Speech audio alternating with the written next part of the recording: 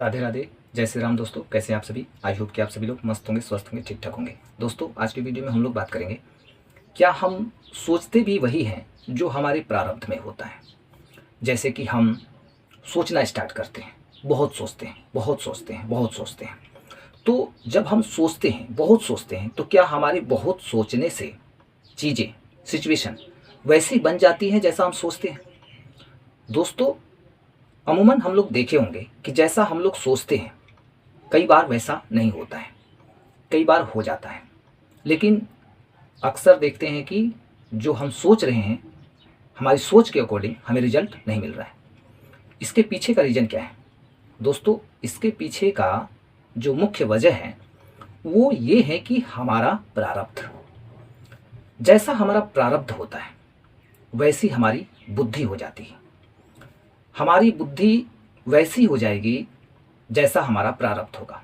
यदि हमारे प्रारब्ध में मान लिया जाए कि हमने यदि पहले पूर्व में कुछ भी ऐसे गलत कर्म बनाए हैं, जिन गलत कर्मों का फल हमें प्रारब्ध के रूप में मिल रहा है, तो हम उस समय कुछ भी योजना बनाएंगे तो पता चलेगा कि फॉर एग्जांपल मान लिया जाए कि हम एक बिजनेस की डील करने जा रहे हैं या योजना बना रहे हैं, तो उसमें हम देखेंगे कि वो बिजनेस का डील नहीं हो पाएगा। बिजनेस कर भी देंगे तो सफल नहीं हो पाएंगे उस बिजनेस में। क्यों? क्योंकि कहीं ना कहीं हमारी बुद्धि ऐसे ही डिसीजन या निर्णय लेगी जो कि जिसमें कि हमें नाकामी मिले। हम अपने तरफ से यही सोचेंगे, समझेंगे कि मैंने जो डिसीजन लिया है बेहतर लिया है, बढ़िया लिया है।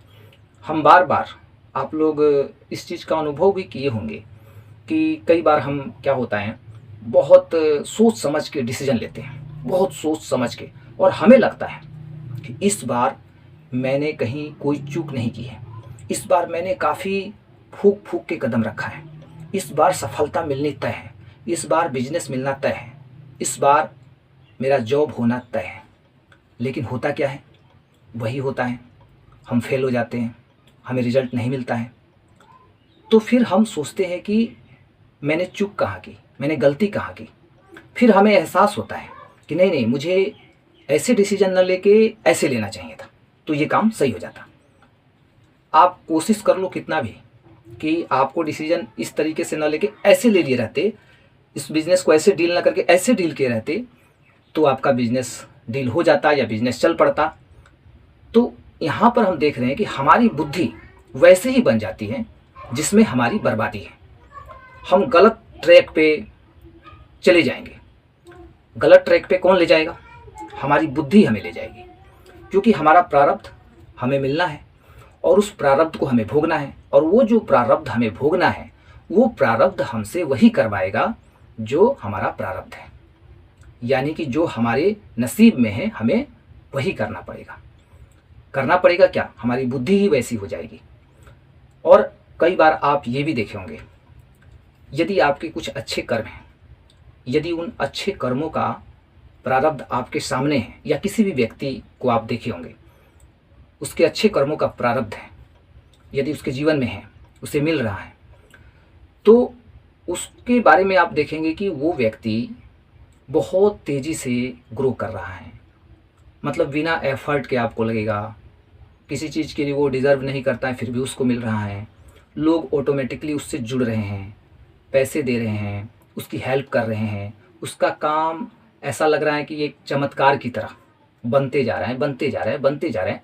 कहीं कोई विपत्ति, बाधा, परेशानी, चिंता कुछ नहीं, मस्ती में वो है, और मस्ती मस्ती में ही उसका काम बनते जा रहा है और वो ग्रो करते जा रहा है।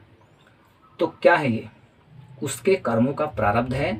उसकी बुद्धि वैसी हो जाएगी, और उसकी तो उसके सामने वाले की भी बुद्धि वैसी हो जाएगी। उसके प्रारब्ध के अनुसार सामने वाले जो लोग आएंगे उसको मदद करने, उनकी भी बुद्धि वैसी हो जाएगी कि जो हेल्प करते चले जाएंगे, और वो स्वयं यदि कुछ डिसीजन लेता है अपने तरफ से तो वो सही डिसीजन लेगा। वो कि बैठे बैठे सोए सोए भी बोल देगा ना, हाँ क्या बात है, अरे एक बिजनेस का डील करना था भाई साहब, हाँ ठीक है आ जाना ऑफिस में, कर लेंगे, देख लेंगे बात क्या चीज़ है। तो कि उतना वो उस बात को इम्पोर्टेंस नहीं देगा। उस मीटिंग को उतना इम्पोर्टेंस नहीं देगा। वो सोचेगा चलो ठीक है, आएगा तो बात कर लेंगे, और बस पता चलता है कि शाम को उसका जो बिज़नेस है वो डील हो गया, फाइनल हो गया, उसको इतने % का लाभ या उसको ये चीज़ मिल गया या मिल जाएगा। तो ये सब क्या हो रहा है? ये सब दोस्तों प्रारब्ध का खेल है। हमारी जो किस्मत है वो प्रारब्ध के हाथ में है, यानी कि हमारी जो भी हमारे नसीब में है वो हमारा प्रारब्ध है। यानी यदि हम अपने जीवन में आज चिंतित हैं, परेशान हैं, दुखी हैं, तो इसका मतलब यही है कि हमारा प्रारब्ध, पहले का जो कुछ कर्म जो था हमारा वो गलत था, और उस गलत कर्मों का फल आज हमें मिल रहा है। इसी वजह से हमारी जो बुद्धि है वो गलत तरीके से काम कर रही है।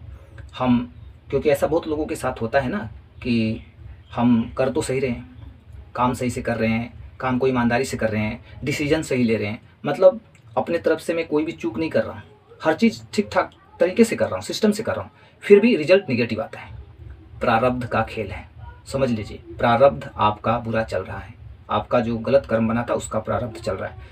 लेकिन वहीं जब अच्छे फल का प्रारब्ध चलता है तो उस समय देखेंगे कि बिना एफर्ट का भी चीज़ें मतलब बनती चली जाती हैं।